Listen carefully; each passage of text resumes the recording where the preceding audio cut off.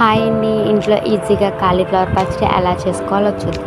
ముందుగా కాలీఫ్లవర్ని అయితే చిన్న చిన్న ముక్కలుగా అయితే కట్ చేసుకొని వేడి నీళ్ళు అయితే కడుక్కొని ఒక క్లాత్ మీద అయితే ఆరబెట్టుకోవాలండి. ఆరబెట్టుకున్న తర్వాత నేనైతే ముందుగా ఆవాలు మెంతులు అనేది వేపుకొని గోల్డెన్ బ్రౌన్ కలర్ వచ్చేదాకా పక్కగా అయితే తీసుకున్నానండి.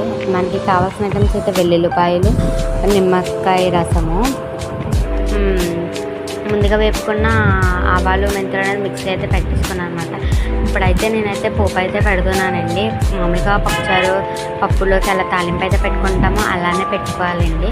ముందుగా నేనైతే కాలీఫ్లవర్ ముక్కలకి మనమైతే చేసుకున్న ఆవాలు మెంతులు పౌడర్, కారం అయితే బాగా కలిపేసుకున్నానండి. ఆ తర్వాత పోపు కూడా వేసుకొని కొంచెం తగినంత ఉప్పు, నిమ్మరసం కూడా అయితే వేసుకొని బాగా అయితే కలిపేసుకున్నానండి.